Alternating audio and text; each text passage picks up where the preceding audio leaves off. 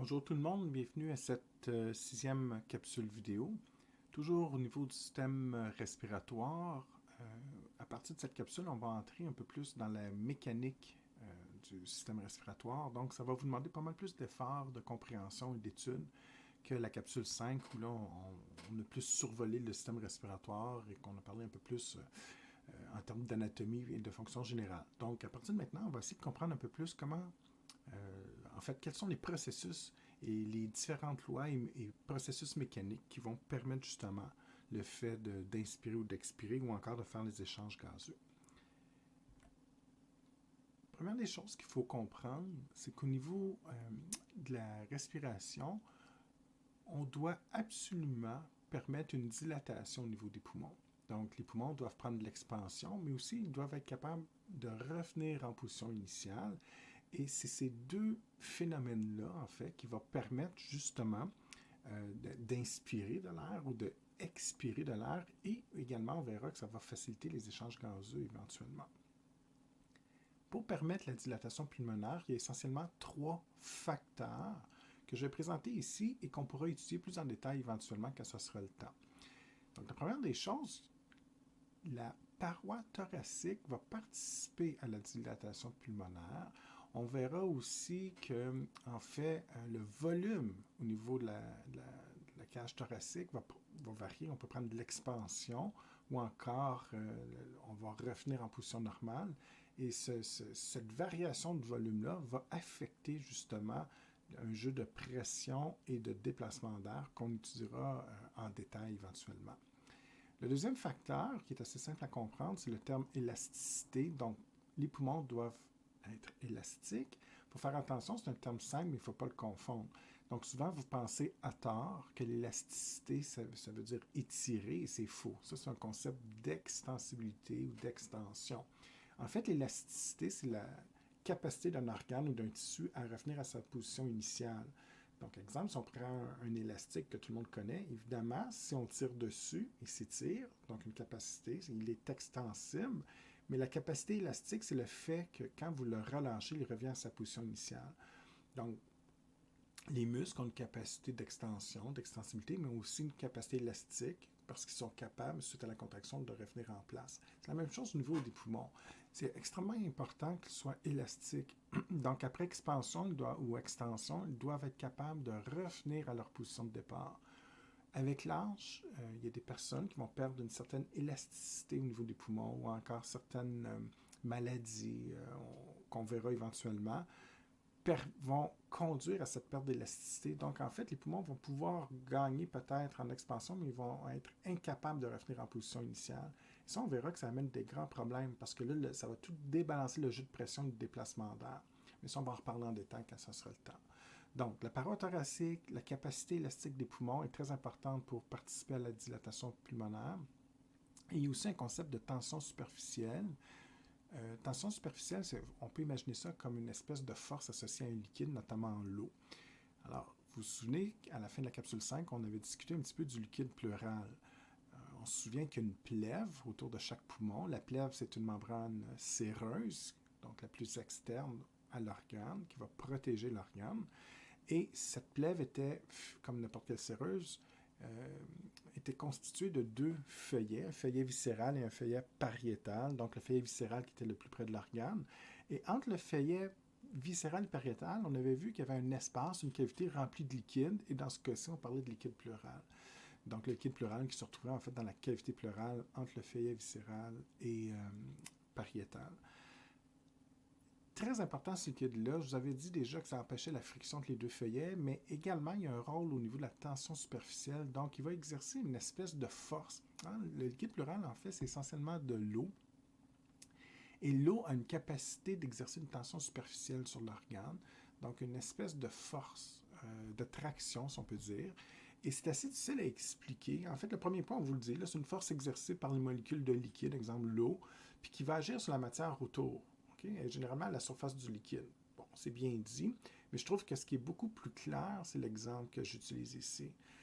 Vous avez vécu en labo déjà des labos de microscopie, et si vous mettez une petite lamelle sur la lame du microscope, Vous pouvez la déplacer relativement facilement, mais mettez une goutte d'eau ou une goutte d'huile entre la lamelle et la lame. Vous allez voir, c'est beaucoup plus difficile de déplacer. Il y a comme une espèce de... Ça imite un peu, c'est pas vrai, mais ça imite un peu l'effet d'une colle. Hein? Les deux objets vont être carrément collés ensemble, et c'est beaucoup plus difficile de les déplacer. C'est le résultat de la tension superficielle. Donc, cette tension superficielle devient extrêmement importante pour permettre justement le jeu d'expansion et de dilatation pulmonaire. Je suis conscient que ce n'est pas encore très clair. C'était juste une présentation rapide de ces trois facteurs-là qu'on va étudier un peu plus en détail au cours des prochaines capsules. Ici, essentiellement, vous pourrez le relire à la maison. C'est à peu près ce que je viens de dire. Donc, ça va. Ce qui est important, c'est les deux termes en rouge qui vont être nouveaux et qu'on va discuter beaucoup éventuellement. Donc, première des choses, il y a deux jeux de pression extrêmement importantes. Il faut bien les situer. Il y a la pression intrapleurale, donc dans la cavité pleurale que je vous expliquais précédemment. Et il y a aussi la pression intrapulmonaire. Donc, intra veut dire à l'intérieur, c'est-à-dire à l'intérieur des poumons. Il y a une certaine pression qui va varier. Et il y a aussi une certaine pression intrapleurale à l'intérieur de la cavité pleurale. Et ça vous mélange énormément parce que les deux sont intra. Mais il faut faire très, très attention parce qu'il y en a une qui est à l'extérieur des poumons et l'autre à l'intérieur. Et si vous les inversez, ça va devenir très, très complexe et ça va amener une grande confusion. Donc, pour qu'on s'entende, on donnera des détails plus tard, mais si on veut faire ça très simple pour l'instant, considérant qu'on commence, ici, j'ai un poumon. À l'intérieur, je vais avoir la pression intrapulmonaire. Donc, évidemment, c'est celle-ci qui est ici. Je vais mettre un petit pour la distinguer. Donc, pression intrapulmonaire, ça exerce une certaine force, mais on verra éventuellement, plus qu'il y a d'air à l'intérieur du poumon, bien, plus que ça va émettre une certaine pression, puis etc. Maintenant, on peut considérer également que le volume du poumon, s'il est en expansion, par exemple, il y a un grand espace, ou s'il est contracté, bien, ça va ajuster aussi la pression. On va discuter de tout ça éventuellement. Mais pour l'instant, si vous voyez la pression intrapulmonaire, tout ce que je veux qu'il soit clair, c'est que vous comprenez que c'est une certaine force qui s'exerce de l'intérieur des poumons. Ça, c'est très important de comprendre ça pour l'instant, c'est la base. La pression intrapleurale, bien, on sait qu'une plèvre, mettons ici, là, j'exagère, là, mais qui serait autour du poumon, qui a deux feuillets, viscérales, pariétales, je ne reviens pas là-dessus, mais il y a une cavité entre les deux feuillets. Et donc, ce qu'il faut comprendre, c'est que la pression intrapleurale, ici, c'est une pression extérieure au poumon.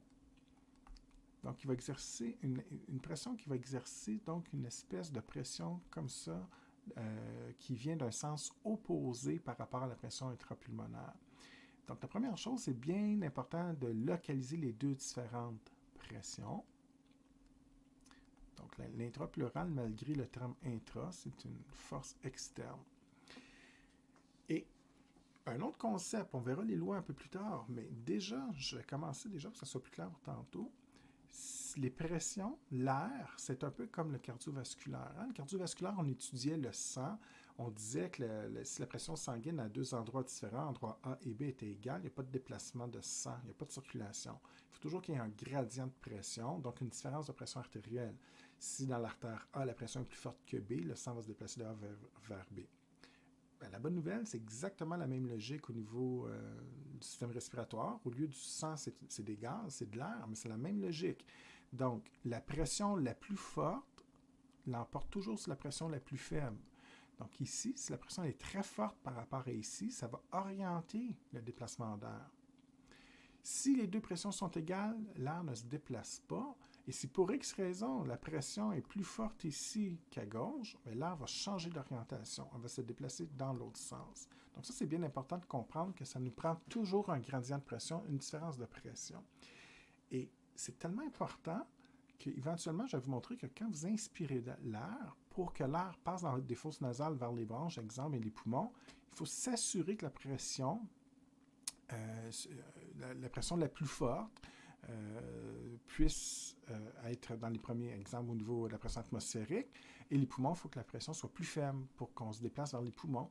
Et si vous inversez des pressions dans les poumons, si la pression pour X raison dans les poumons devient plus forte que ce qu'il y a à l'extérieur de votre corps, bien, là, on va expulser l'air. Donc, c'est important de faire ces jeu de pression-là au bon moment, parce que si on inverse les pressions, bien évidemment, si vous inspirez puis vous expirez à la place, bien, c'est extrêmement dangereux, évidemment. Donc, c'est juste ça le concept de base. Tout ce qui me resterait à vous expliquer éventuellement, c'est de comprendre justement comment on fait pour ajuster ces différentes pressions. Donc, en résumé, tout ce qu'il faut savoir maintenant, c'est de localiser les deux pressions, intrapleurale à l'extérieur du poumon, intrapulmonaire à l'intérieur, et de comprendre que la pression la plus forte l'emporte toujours sur la plus faible. Si je n'ai pas de différence, exemple, si les deux pressions sont égales, il n'y a pas de déplacement d'air tout simplement. Et s'il y a une différence, bien, l'air va se déplacer tout simplement dans le sens du gradient, donc du plus fort vers le plus faible. Maintenant, on revient à une généralité beaucoup plus simple. La respiration, instinctivement, vous savez déjà que c'est des échanges gazeux, mais en fait, pour être précis, c'est un des 4 processus physiologiques. Donc, c'est pas très compliqué, mais il faut quand même être familier avec l'idée des différents 4 processus qui vont se produire au niveau de la respiration.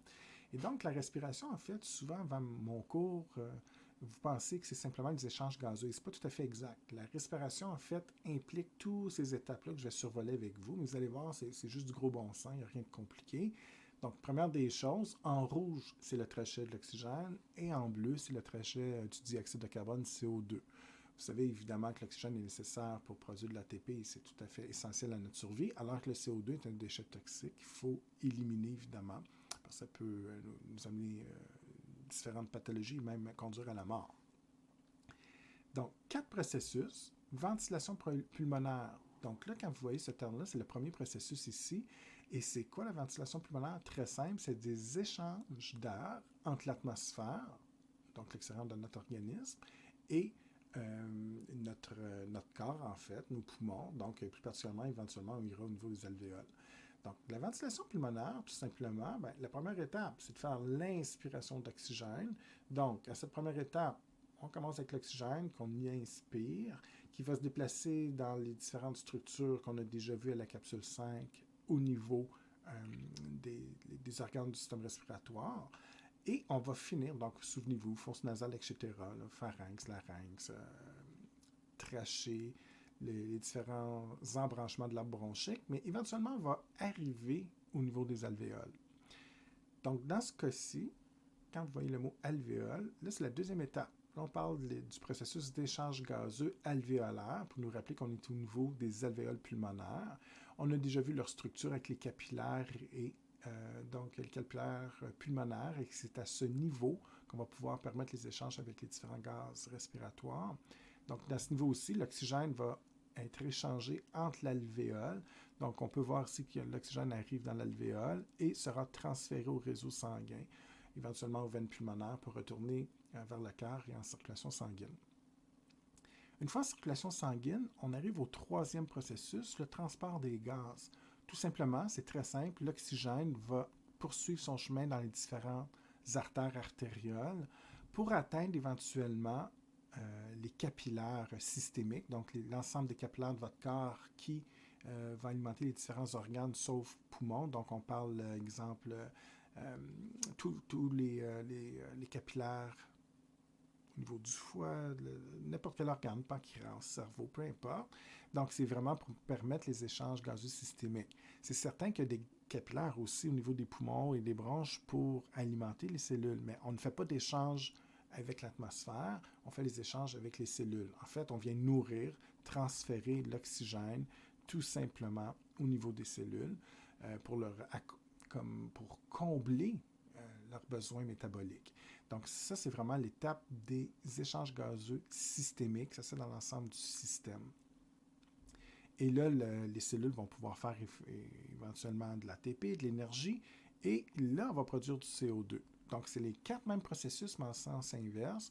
Le CO2, ben, par les échanges gazeux, tout simplement, on va échanger le CO2 vers les petites vénules, les veines. Donc, aussitôt qu'on va être au niveau des veines, c'est le transport des gaz. Le CO2 revient comme ça. Et on retourne au cœur, on sort par le tronc pulmonaire, les artères pulmonaires, et on retourne au niveau des alvéoles pulmonaires. Donc là, on va parler des échanges gazeux alvéolaires, donc les échanges entre le CO2 présent dans les capillaires pulmonaires et les alvéoles, et le CO2, une fois dans les alvéoles, fait le trajet inverse de l'oxygène, retourne vers les différents embranchements. Exemple, les embranchements de la bronchique, la trachée, donc tout le sens inverse de ce que je décrivais tantôt. Et éventuellement, on retourne en ventilation pulmonaire. Donc, on va expirer le CO2 dans l'atmosphère.